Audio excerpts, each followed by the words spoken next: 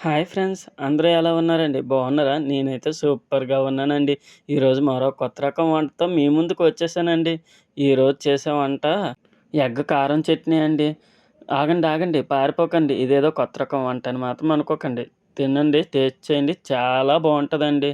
దీనికైతే పెద్ద కష్టపడక్కర్లేదండి. ఉల్లిపాయలు, పచ్చిమిరపకాయలు అన్నీ వేసుకోవడమేనండి. మీకు నచ్చితే చికెన్ మసాలా అంత వేసుకోవచ్చు. ఎగ్ అయితే బాయిల్ చేసి ఇదిగోండి మొన్న చెప్పా కదండీ కారం చట్నీ ఆల్రెడీ చూపించాను లాస్ట్ వీడియోలో. ఆ కారం చట్నీ ఇలా స్టఫ్ చేసుకొని ఎగ్ మధ్యకి కట్ చేసి కారం చట్నీ స్టఫ్ చేసుకొని ఈ ఆనియన్స్‌లో వేసేయడమేనండి. వేసి ఫ్రై చేసుకోవడం అంతేనండి. సింపుల్ అండి.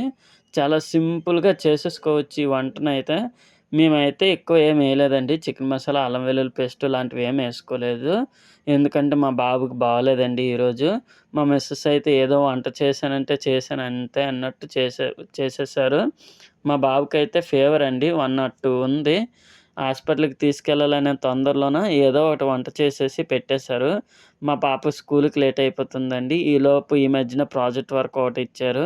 ఆ ప్రాజెక్ట్ వర్క్ కూడా చేస్తూ, ఇది చేస్తూ మా మిసెస్ అయితే చాలా కష్టపడ్డారండి. కష్టపడుతూనే వంటంతా చేశారు. ఈలోపు మధ్యలో చాలా మర్చిపోయారండి. అల్లం వెల్లుల్లి పేస్ట్ వేసుకోవడం మర్చిపోయారు మా మిసెస్ అయితే. మీకు కావాలంటే వేసుకోండి. మేమైతే ఇందులో చింతపండు పుల్ల అలాంటివన్నీ వేసుకుంటామండి. మీకైతే మాత్రం ఎలా కావాలంటే అలా చేసుకోండి. కానీ మధ్యలో కారం చట్నీ మాత్రం పెట్టడం మర్చిపోకండి. ఇదైతే చాలా బావుంటదండి. మేమైతే పులుసు ఇష్టమండి మా మిసెస్‌కి వాళ్ళకి. సో, పులుసులా చేసుకున్నారు. ఇదిగోండి చింతపండు పుల్లేసుకొని చేసుకున్నారు పులుసులాగా. నాకైతే ఫ్రై ఇష్టమండి.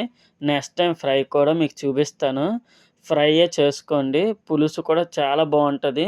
ఫ్రై అయితే ఇంకా సూపర్‌గుంటదండి. ప్యాన్ మీద పెట్టుకొని ఫ్రై చేసుకోండి. ఇంకా సూపర్‌గా ఉంటుంది. నాకైతే చాలా నచ్చిందండి ఈ కూరను.